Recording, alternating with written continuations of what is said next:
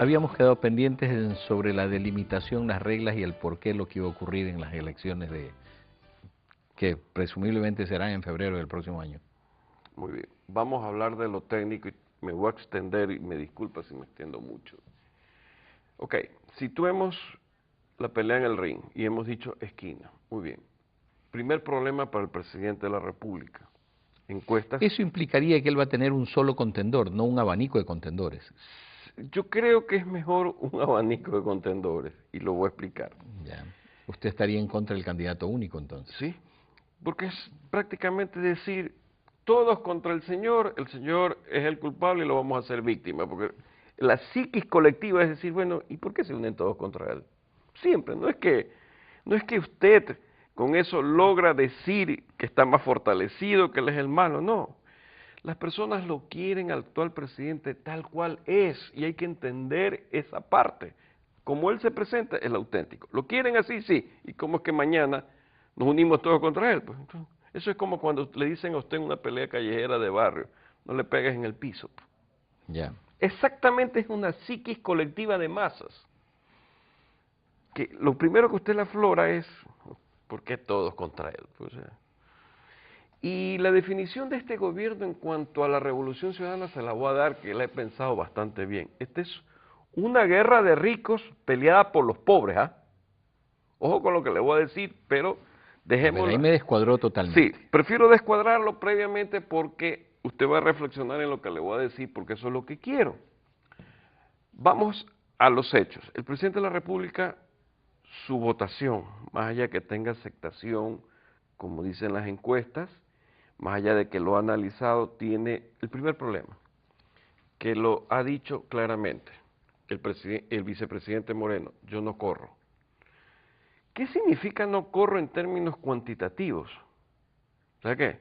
Cuando usted le pregunta en lo que se llamaría una encuesta aleatoria a la población, sea que sean simpatizantes o no de Alianza País, porque usted sabe por qué hace la pregunta y corrobora lo que le estoy diciendo, la gente duda si no es Lenín Moreno el candidato a la vicepresidencia.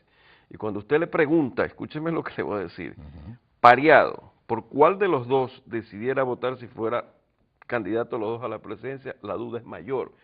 ¿Eso qué significa? Que este elemento, para lo que ha hecho, representa mucho en cuanto a la variable de binomio. Entonces, ahí está el primer factor que él tiene, de que este peso que tiene este caballero, volverlo prácticamente que no pese y hacer un todo en lo que representa él en una reelección. Primer factor, interno. Segundo factor, externo. ¿Cómo lo va a solucionar ese factor interno? Al no tenerlo a Lenín Moreno, ¿cuál es la opción de acompañante y qué características debería tener esa opción para que no desfigure su figura de líder único? Eso él lo tiene que determinar bajo sus parámetros, pero eso está determinado en este momento, se lo estoy revelando en las 4 encuestas que no han sido públicas, son, vuelvo y lo repito, para sacar una matriz que hemos tenido que trabajar intensamente para justamente tener el elemento de análisis, porque ahí vendría la quinta para saber quién es este posible candidato y qué condiciones tiene. Muy bien. Pero vamos a lo que usted me preguntó que quedó en el tintero. La mayor referencia que tenemos sobre elecciones es en mayo 7 del 2011. Sin candidato, el presidente de la República gana la consulta popular en promedio 52-48. Y esto lo he venido más o menos explorando aquí. Sucede que llegamos a la primera vuelta de febrero 17. En el Ecuador, si me siguen las personas en los porcentajes que voy a leer, del 100%, 30% no vota. Hay un ausentismo. Los votos válidos se convierten en el 70%. Del padrón. Del padrón, correctamente. De eso, usted sabe perfectamente que 5% lo quitamos nulo y blanco. Estamos hablando de un padrón de 11 millones. Sí, aproximadamente, pero... El 30%, estamos hablando de 7 millones por ahí 600, va. 800. Pero le restamos el 5% al 70% que nos queda, hay 65. Sigamos con el ejercicio. Está comprobado, y no tenemos que demostrarlo nosotros, ni aumentar, ni decir las cosas tal cual son. Hay un 30% que vota en contra. Siempre, siempre. Ese 30% con un buen candidato se va a dividir en 15% para el buen candidato y 15% para todos los chimbadores. O sea, sumamos 5 más 30, 35. ¿Sabe que estamos en un punto que se llama el 50% más 1? Porque es como se cataloga y se mide esto, ¿verdad? Entonces, él tiene 35% que no vota por él y 35% pero no gana. ¿De acuerdo? ¿Qué tenemos que sumar ahí? ¿Cuál es el factor desequilibrante de esto que estoy sosteniendo? Hay una votación en Guayaquil, alrededor de un 5% o medio millón de votos, que la tiene justamente el actual alcalde de la ciudad, que es el abogado Nebot. ¿Hacia dónde iría esa votación? Porque hasta aquí estamos. Porque esa votación siempre ha ido, cosa paradójica, Nebot y Correa. Correcto. Entonces, estamos en el centro.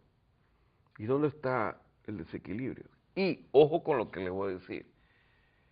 El alcalde de Guayaquil aquí no hay que enseñarle nada porque ha sido un hombre que su trayectoria política lo puede prácticamente definir las cosas mejor que uno. Pero yo le pregunto, si tiene que hacer campaña para sus asambleístas, que son 20, ¿cómo va a salir? O sea, hay 20 asambleístas que eligen la provincia del Guayas. Claro. Y Guayaquil tiene una votación de un peso del 65%. ¿Cómo va a salir? Diciendo, aquí están mis candidatos, yo no soy candidato, pero voté por ellos. Cuidado, que eso no funciona así. ¿Sí me explico? Ya. La vez anterior... Los votos no son endosables. Por ahí va. La vez anterior, por supuesto, él dijo, yo soy el candidato a alcalde, esta es mi lista de concejales y esta es mi lista de asambleístas. ¿Y ahora? ¿Qué va a decir? ¿Sigo siendo alcalde, cree Madera Guerrero, estos son mis asambleístas? No, tendrá que ir pegado a alguna tendencia o empujar alguna tendencia. Ahí está prácticamente algo dirimente, por lo cual yo sostengo que segunda vuelta va a haber. La elección de diputados, llamémoslos así, o asambleístas, es en la segunda vuelta, ¿no? No, y ahora es en la la primera. Por eso es que el señor, cuando le dije, el ring lo cambió, fue porque justamente se dio cuenta, pues, o sea, abajo ya no puedo pelear, ya peleé con todo, pero arriba esta pelea es de otra característica. Pues. Entonces, en la segunda vuelta, ¿por qué iba a tener que ser elegido? Tenía que entrar en la primera, pues. Con lo cual se complicaría todo dentro de las perspectivas electorales. En esta perspectiva electoral, lo que se está tratando en algunos sectores de orden político es tratar de lograr la cohesión para filtrar el llamado candidato único. ¿Hasta qué punto usted cree que eso se pueda dar? No si se debe dar, ¿hasta qué punto cree que se pueda dar? Mire, y si me permite, y nuevamente con la venia, digo yo en este caso, por tratarse de temas académicos, no hemos incluido en ese 35 un solo factorcito, que es también un 5%, todo el voto de la izquierda, el MPD y Pachacuti. La izquierda extrema. Extrema, ahí está el MPD, aparte, y Pachacuti. Póngale usted un 5%, que no van a votar por el señor. Entonces, el señor, su equilibrio, comienza a correrse al oscilar entre el 30, 31, 32. En este momento que usted toca MPD,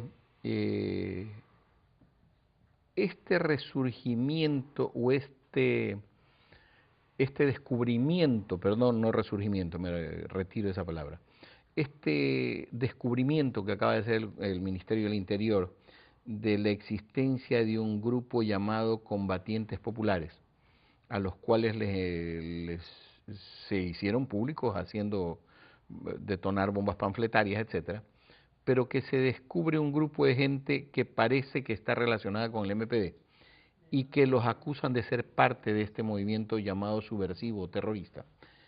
¿Hasta qué punto puede causar, crear un peso, no tiene peso en la opinión pública o en lo político? Hasta que no se pruebe debidamente la aprehensión de los señores, hoy que estamos marzo 5, no va a tener, porque si lo juzgamos entre marzo 5, dígase usted hasta mayo, eso pasará, pues.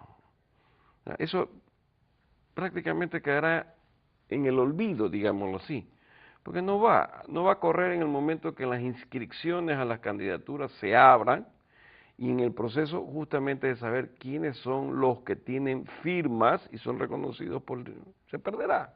Los movimientos, el movimiento indígena, el inicio de las marchas para Quito, que se auguran que salen el día 8 de marzo y que van a llegar el 20 o 22 de marzo hasta Quito, unido a algún otro llamado que algún movimiento hizo, ¿hasta qué punto usted los vería como encaminados a lograr una desestabilización o encaminados a lograr una merma de la popularidad del presidente? Merma sí, desestabilización, una desestabilización significaría un choque, o sea, algo premeditado que en el camino produzca caos.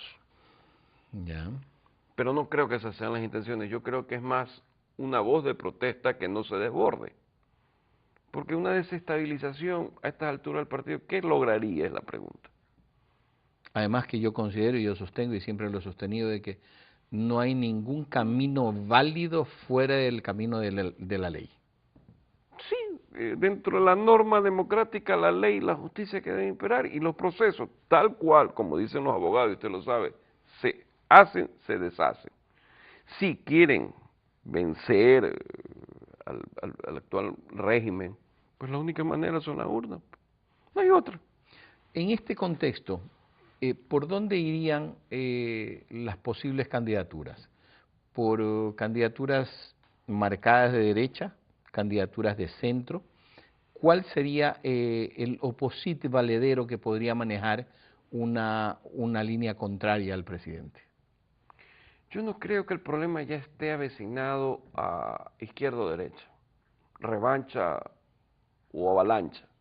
Yo creo que el problema es decirle al ciudadano, al hombre, a la mujer, al joven, cuál es mi práctica política para lograr un objetivo de un país mejor. ¿Eso qué quiere decir? Ponderado.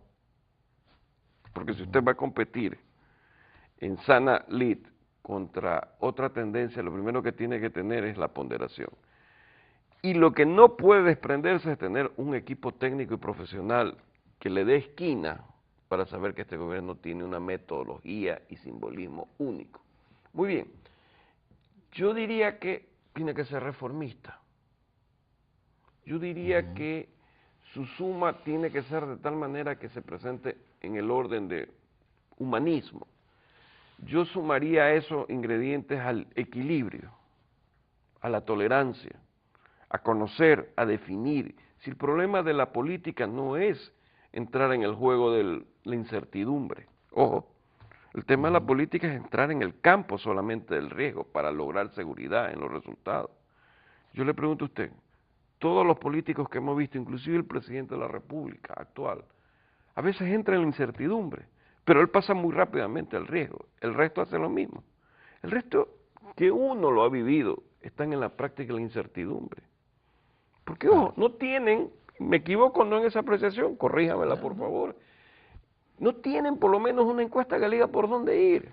O sea, cuáles son las necesidades, cuáles son los motivos, cuáles son las expectativas, no. ¿Usted fundamenta muchas decisiones en las encuestas? Por supuesto. Es que yo no puedo intuir o tener una incertidumbre sobre un camino. Les voy a poner un caso. Si yo mañana planteara la estructura de una campaña política, la pregunta es, ¿qué quiere la gente? ¿Cambio o mejora? Entonces no voy a decir, ¿sabes qué? Quieren cambio y yo intuyo, cuando al final quieren mejora, o viceversa. No puedo, no puedo ser tan, ¿qué se puede decir? Tener un olfato que me permita tener una intuición tan certera. No. Hay que la pregunta que la dejo planteada para poderla tomar en el siguiente bloque es, ¿y cómo escoger la encuestadora que realmente me sirve